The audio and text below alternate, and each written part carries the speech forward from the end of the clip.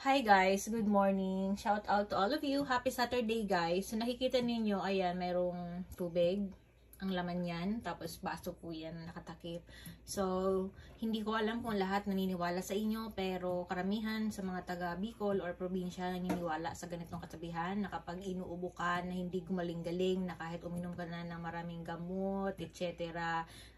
baka napasma ka. So, sabi ni mama, magpahamog daw ako ng tubig na may konting asin. Iinom ako nito good for 3 days. Every morning after I wake up before anything else. So, ito ay inumin ko guys. Hindi ko alam ha, disclaimer ha, hindi lahat gumagawa nito, yung mga naniniwala lang. Kasi normally effective naman talaga siya guys. Kung saan, kung nyari, naalala mo na bigla kang inubo, yung last na ininom mo ay juice or soft drinks or water. So, hindi ko maalala kung ano yung nainom ko. So, water na lang ako.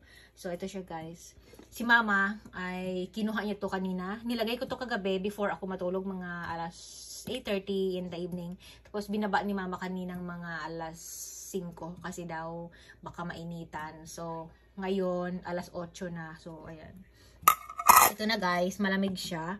So, ito yung tubig na nilagay ko kagabi and ito ay nahamugan. So, cheers guys! Hey guys! Good morning! Today is Saturday. So, ayan, di ba pinakita ako na sa inyo kanina, yung sabi ko na iinom ako ng tubig na pinahamugan. So, disclaimer guys, grabe yung mukha ko guys, namamantika. Kakagising ko lang, wala pa akong suklay. Anyway, wala pa rin akong mumu guys, kasi kailangan ko muna itong inumin. Kaya, sorry na. Yung kasi yung mga pamahiin namin. Nag-inom na kasi ako guys. Almost 1 week na akong umiinom ng gamot sa ubo. Tapos, hindi pa rin siya magaling.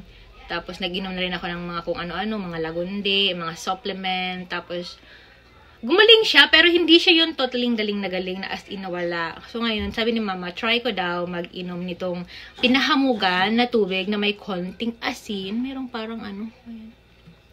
So, ito siya guys. So, iinom ako nito ng, ano ba to? Parang may something sa buko. So, iinom ako nito guys ng good for 3 days. So, ngayon ang first day ko. Tapos mamaya maglalagay ako ulit and then bukas. So, ito siya guys. Plain lang siya na tubig na may asin. So, expect ito ay medyo maalat-alat and yeah, tubig lang naman. Ito iinumin ko bago ako mag-cafe after 20 minutes. So, yan.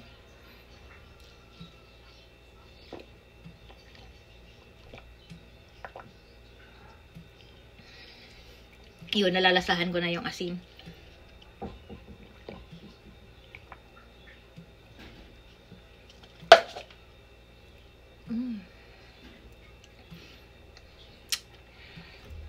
Malamig siya. Malamig siya ng konti. So, wala na siya guys. So, ayun lang.